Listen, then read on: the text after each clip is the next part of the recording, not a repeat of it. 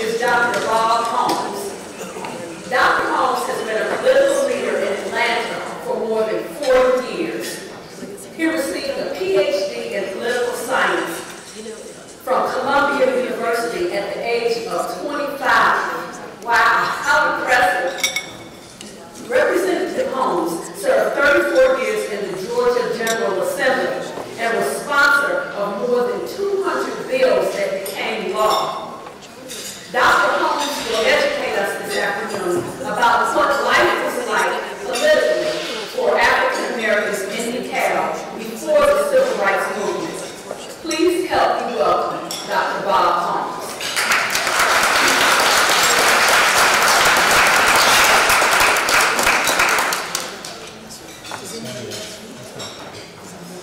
Thank you very much for the introduction. I certainly enjoyed part of this program prior to this in the panels, and I hope you will take the advice of the panelists and to do the things that they suggested, namely talking about politics with your neighbors and family and others who are impacted by this process. I'm going to talk a little about, try to give an historical overview in the 12 minutes that I have, which will give you some insight into what really had happened here in DeKalb and mostly in Atlanta. And I'll just start and try to get through this. During the post-Civil War Reconstruction era, black male Georgians were guaranteed the right to vote under the 14th and 15th Amendments. The U.S. Republican Congress dominated politics here and established military rule and created 3 boards of registration to allow blacks to register and vote. And for the first time, well, they actually registered about 100,000, that was after the Civil War. And for the first time in 1868 in Georgia, blacks were in fact allowed to vote, and they elected 25 members to the Georgia House of Representatives and 3 to the Senate. There was also an election for the city government in Atlanta, and 2 blacks were in fact elected to the Board of Aldermen in 1870. Almost immediately after these elections, Democrats and Republicans colluded, the word you've heard a lot of in recent years, to in fact eliminate blacks from being able to vote and to hold offices. And they did this by introducing certain kinds of tactics and techniques that would in fact eliminate blacks from holding offices as well as voting. Several measures, I'll just mention a couple of them, abolishing district voting and replacing it with at-large voting, county-wide, city-wide, and blacks are concentrated in housing areas, so they couldn't elect anyone, but they did during this particular period after that. And also to take away the powers, for example, to elect school board members by giving it to the grand juries who would elect members of the county school boards rather than giving blacks an opportunity to do that. And as a result of these kinds of things, there was very little black political influence. The white primary was one of the most egregious efforts to eliminate blacks from voting. The white primary was enacted in 1892 here in Georgia. There were also some disenfranchisement laws that were passed in 1908. And this sort of provided a foundation for preventing blacks from being able to have great political influence. The Democratic Party officials were empowered under the white primary system of elections that only they could choose the members they wanted to be members and able to vote in the white primary election. And so this was made like a private sort of situation where they could choose, and they decided that all white males were the only ones who would be eligible to in fact vote. And as many of you know, because of the fact that historically the white primary, they only had really one party, the Democrats. Republicans were the ones that the Southerners, of course, and the Georgians hated because they came down and won the Civil War, and then they prevented blacks from giving, you might say, any right to vote.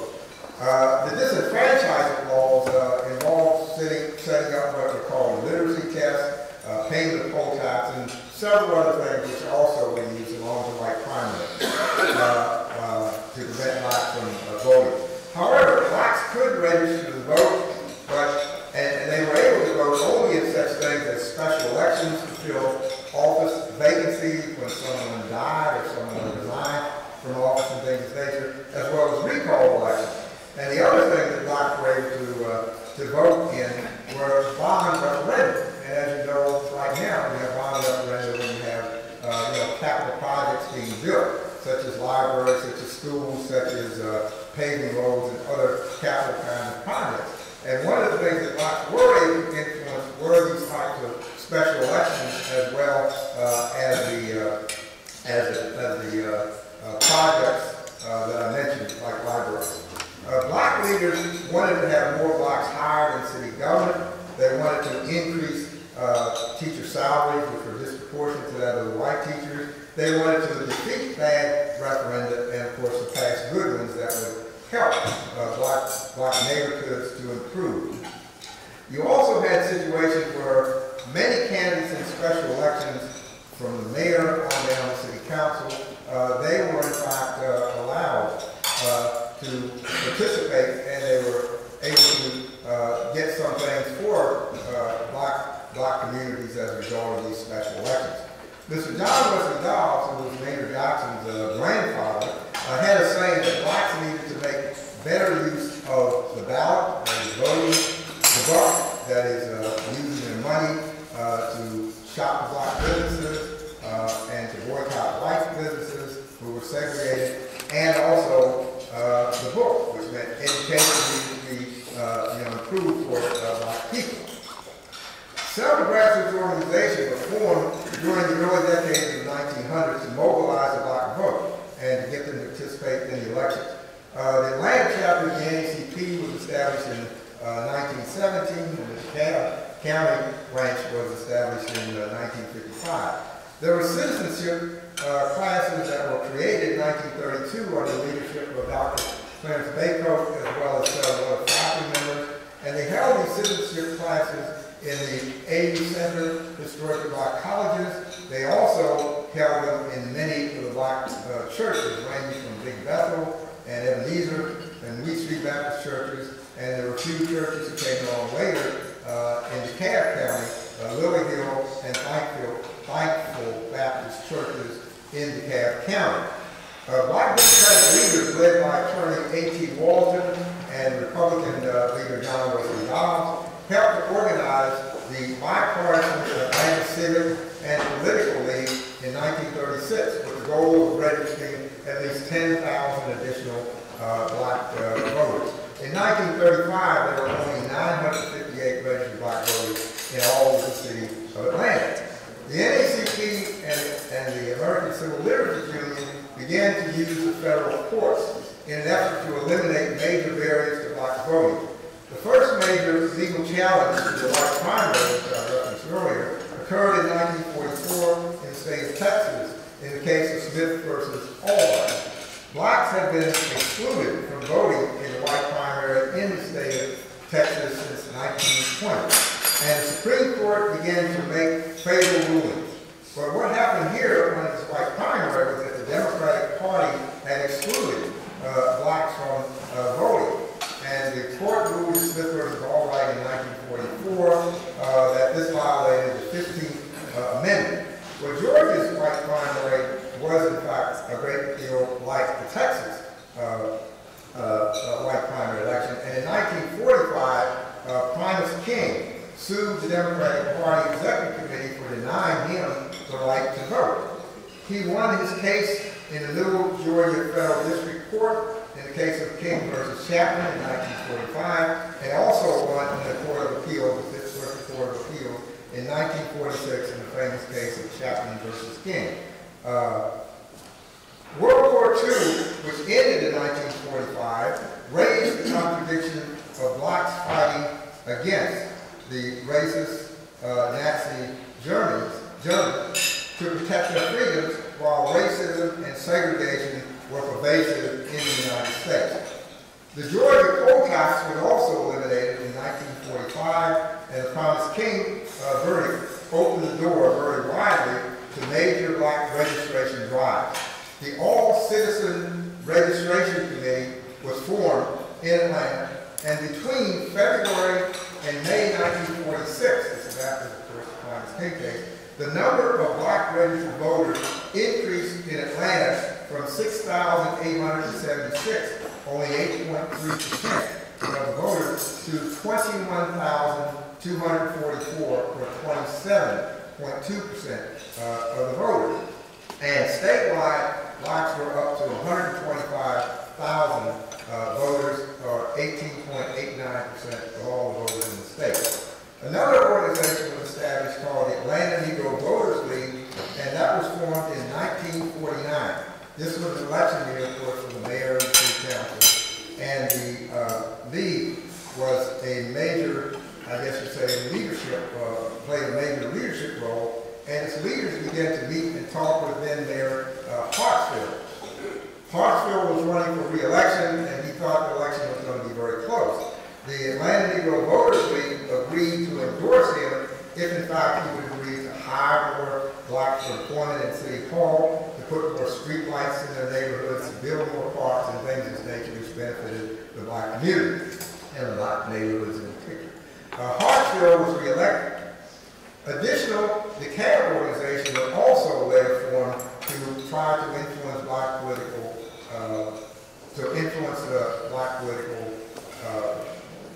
agenda items and to get them passed.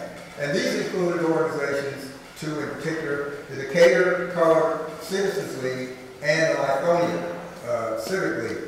Finally, the Georgia County unit system was perhaps one of the worst bills that was ever passed, and it was passed in 1917 with the purpose of maintaining rural white counties' domination over urban counties and black city urban residents. Georgia has 159 counties, and they were divided into three categories. The first category were the 8 most populous counties in the state, and they were awarded 6 unit votes.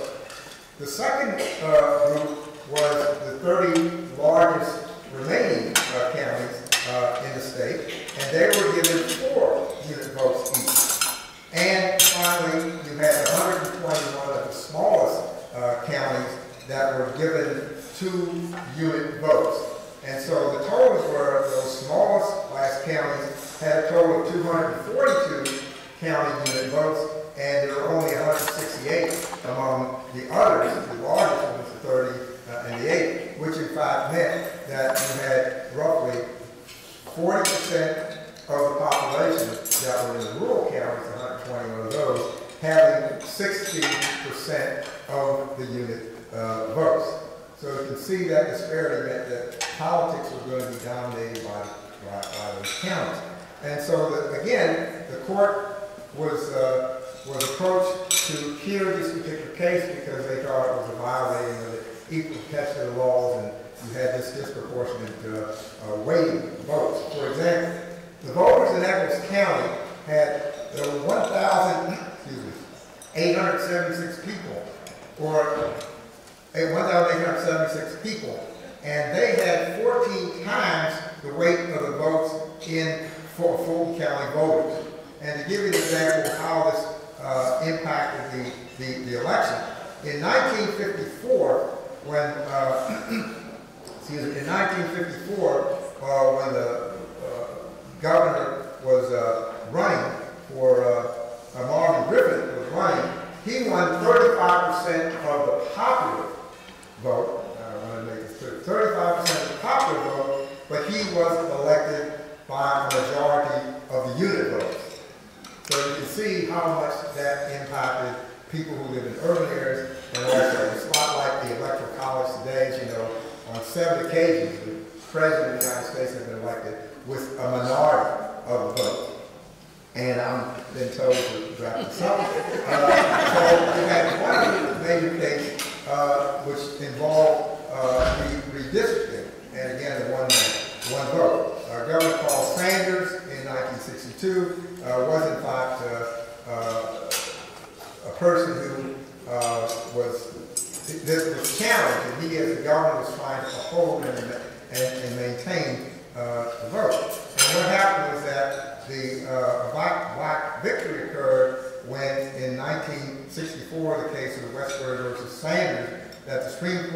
struck down the Georgia Congressional Redistricting Plan because it diluted the voting strength of minorities and urban citizens. Well, I'll stop with that, and sorry we had to rush this. There's so much history and detail that could have gone into it, but I just want to give you an idea of how these various measures were in fact designed to minimize the role of blacks in politics.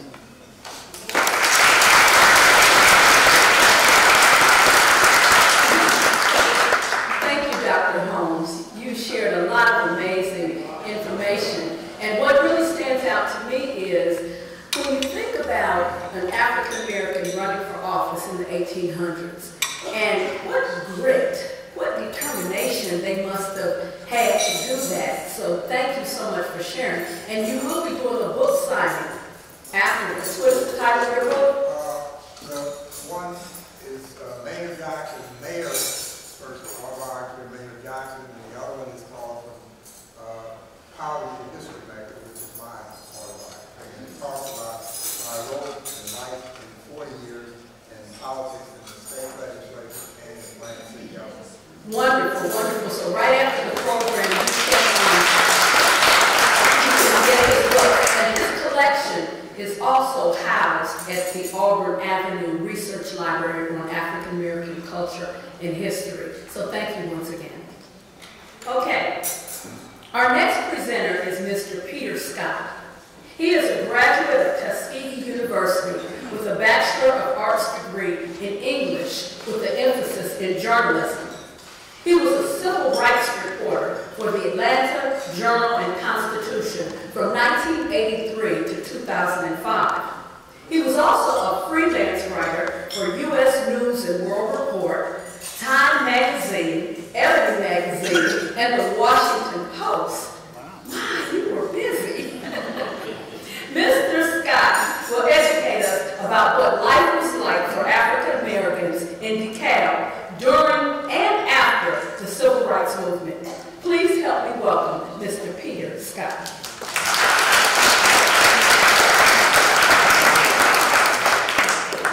Thank you very much. And thanks to the Historical Society for inviting me out here today. I wasn't trying to do a dramatic entrance, but since you gave me 12 minutes, I had to make sure I get the take care of the 5 it was going to take to get up here. I want to start out by asking you, I'm going to give you a quote and you tell me who you think said it. Now as to Negroes, I entirely agree with you that as a race and in the mass, they are altogether inferior to whites. Anybody guess? Abraham Lincoln. What other time? Talmadge, no. Lincoln, no. Jefferson, no. No. It was Theodore Roosevelt.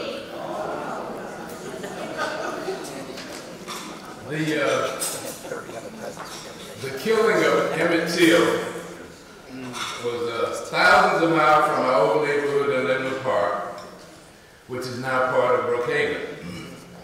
But thanks to Jet Magazine, the Atlanta Daily World, the Pittsburgh Courier, the Atlanta Journal and Constitution, they were the sources of information back then.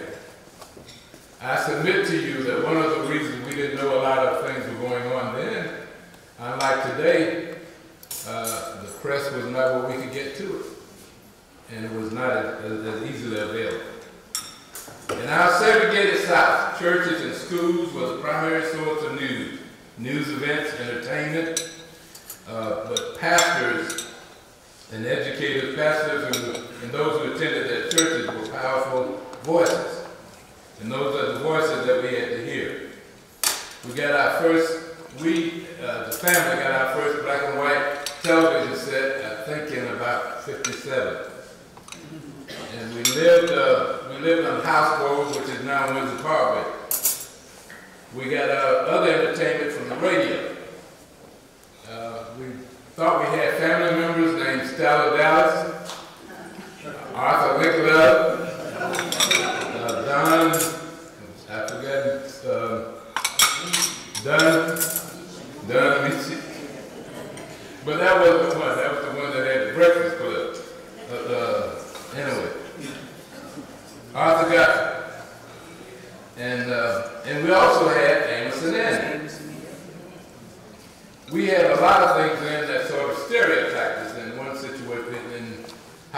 perceive this. Here in DeKalb County, where you're eating here now, if you look out that window on one of those floors on there, is a young man that well, he wasn't a young man then and he's not with us now, but I interviewed him.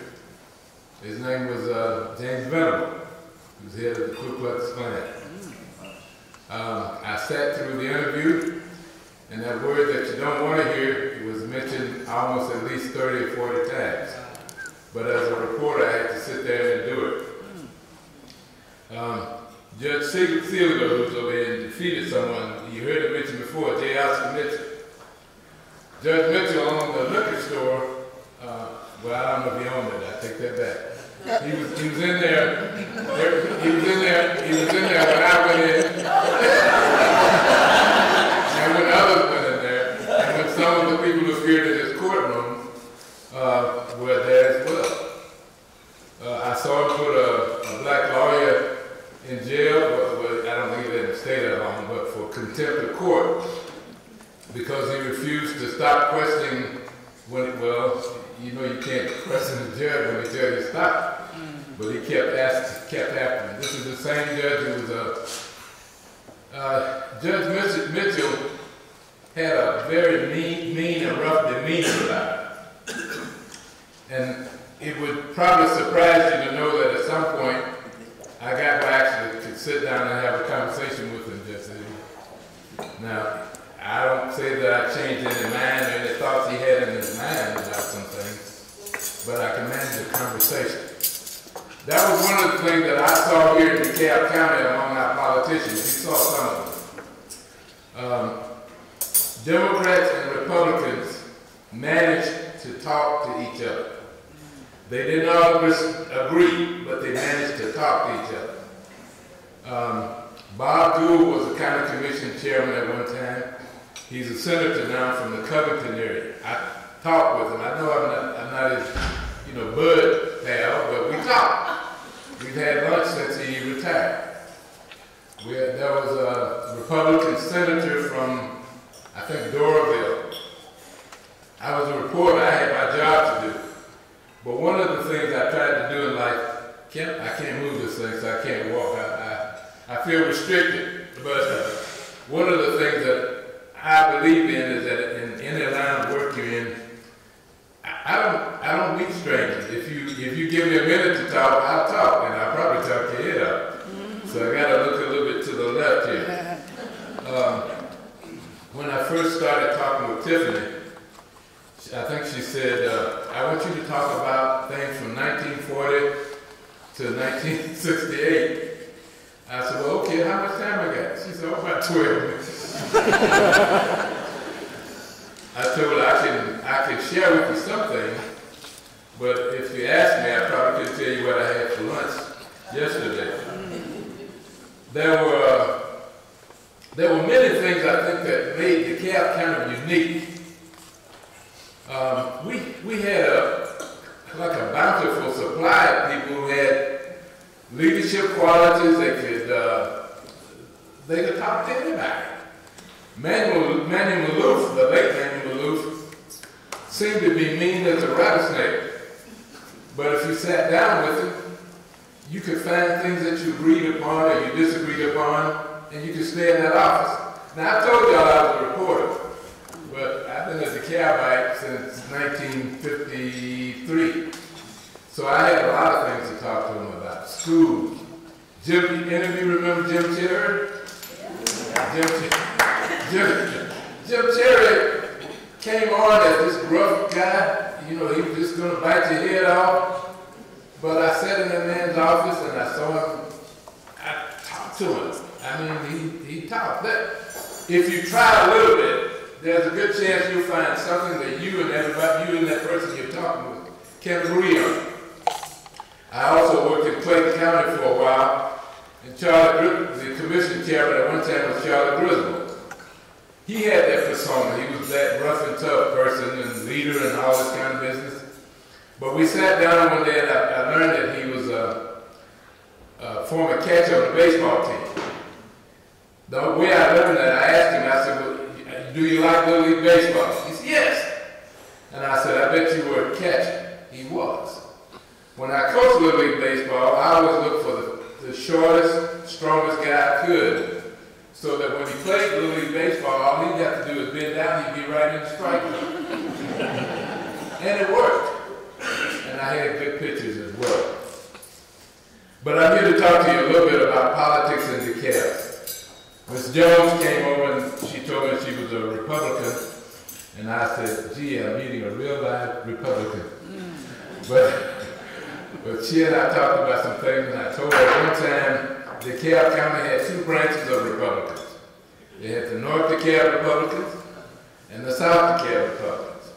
I was getting along so good with the North DeKalb Republicans, I think the South DeKalb Republicans got jealous, and they started talking to me more. There was a program in South DeKalb called South DeKalb Neighbors. I don't know how many of you remember that. But there was, again, a mixture of involvement involving Democrats and Republicans and independents. Young people don't get too anxious about going out and starting other parties because you can do that, but you're going to end up in a lot of ways just like the last guy who ran. You will lose. The parties in existence make the rules. Get within the party. This is just some Pete Scott advice. Get within the party. Work to get your position, become the secretary or treasurer or whatever it is that allows you to do something, and start working your will, just like somebody else did to win the White House. But get within a party and try to work your will. And if you have good programs, people will gravitate toward it. There was something that we had in DeKalb County called in Atlanta called the Plan of Improvement. That meshed DeKalb County with, in some ways, with the city of Atlanta. We got MARTA out here, and things started rolling. Now, everyone who you cast a vote for is not going to be able to do everything they promise you. They won't. They'll try. So you just have to search, with your heart and your mind, and see if you can come up with the right person. DeKalb County has had a plethora of good people come out of here in politics. James Dean was one of them, one of the first. You had Betty White. I think that was a name of maybe a married name, Betty. And you have one of the great ones over here at the table with me, Mayor Wilson. I always made it my business to get into when I talk with politicians, to try to determine what it is they liked doing, what it is they wanted to do. And some of them were good enough, like Representative Holmes, to throw me a story tip every now and then. And that's what they will do as a reporter, if you're a reporter. This county has developed some real strong and talented people. And because of my 12 minutes, I'm going to, you're holding up the card, I'm very good. We've had interesting things that happen here in the county, one of which relates to politics a little bit, is that at one time in Chamblee, Georgia, there was a military unit over there off of Peachtree Industrial. If you think about it, whenever you've heard about or seen it on TV, we've always talked about veterans, and we never saw many black veterans. Well, when a young man from my old neighborhood became a brigadier general, he came back and he brought the facts with him. He said that one of the guys that we honored was Mr. Felton Jett. Mr. Jett was on Omaha Beach in Normandy on D-Day. He was one of 2.5 million African-American men and women who served. 909,000 were in the Army, and in 1944 there was a total of 700 men and women in the Army. So at the peak of the Army, instead of the 10% as the President planned, it had grown to over 1 million. Some of the ideas that we find in our communities, and we don't know why they're there, often there's a history behind it. When the war ended, World War II prisoners, when it ended, they just drop them wherever they could find space or wherever the congressman would allow them to be. A large number of them were deposited in Alabama. Another large number was deposited in Mississippi. And Georgia had its share. Some of them were in the Augusta area. Again, when Tiffany talks to you about doing something, she doesn't tell you halfway. So I spent weeks and weeks working on things because I didn't know what you were going to ask me. I went all the way back to 1930. I went all the way back to 1930. And I looked at things that I thought may come up here in DeKalb because of what you have here, the kind of historical things we have here in DeKalb County. There were, if you go to Doraville, probably around Memorial Day of July the 5th, you'll find that you have city officials there who honor veterans by posting their names on flags and spread them throughout the town. At some point, they put on the name of Hezekiah Golston, Winton Golston, and a number of other black men and women who served. These are things that didn't just happen because people wanted to just throw up something. It happened because they worked together. And I'm a firm believer that anything that you want to get done, you can get it done working together. Now, I hope we're going to have a question and answer segment. We're not? Okay, well, I'm just going to run through some names and things to share with you and sit down. The name Ella Parson is a woman who lived in Doraville. When General Motors was brought to the Doraville area, Miss Parson said that, when she sold the property, she said, "I'm not going to sell it unless you assure me that young black men will have jobs at General Motors." That's how that number came. That also produced a surge in the black middle class in DeKalb County. When Ellis Arnold defeated Herman Talmadge in the governor race for Georgia, advocates sort of praised it as a step in the right direction. And as soon as we gave our blessings to Brother Ellis Arnold, he said, we in the South don't believe, he was quoted as saying, we in the South don't believe in social equality.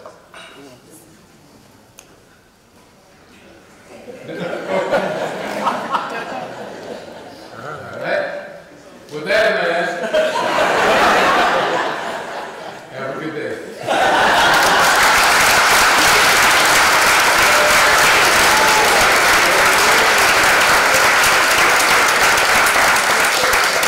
He's such a good sport. Thank you so much, Mr. Scott. And let me ask you this. Have you written any books? I'm sure you have. I'm working on a book. I think I have to use the title Elephants Do Forget Sometimes. Elephants do forget sometime, but we'll be looking forward to that, and maybe the DeKalb History Center will host you and have you back here again. Thank you so much. Let's give them another round.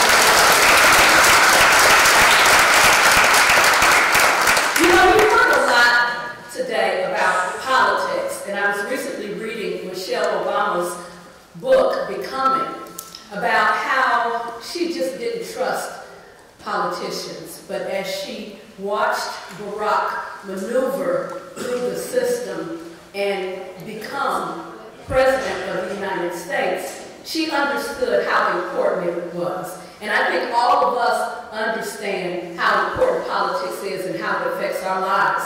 And so this conversation, this fight, can't end here today. We know what we have to do. Go out and have the conversations, fight the fight, because we've come a long way, not just in DeKalb County, but across the United States. So I want to thank all of our panelists and presenters and moderators and speakers.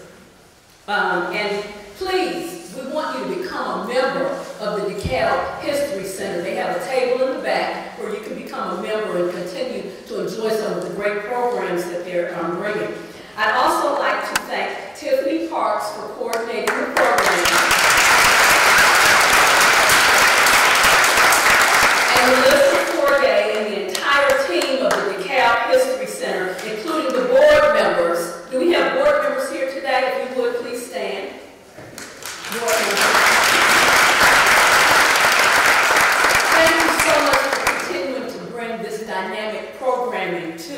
DeKalb County. And at this time, Dr. Holmes is going to be signing his books in the back. And hold on. And when you go to the back, you have got to pick up. Oh, darn, I thought I had it back here. Well, you'll have to get one of the Apex bookmarks. I'm with the Apex Museum. We just celebrated 40 years. And so get a bookmark that has 40 Black inventors to go with that book. Thank you all so much for coming out. Happy Valentine's Day and drive safely. And don't forget to get your books.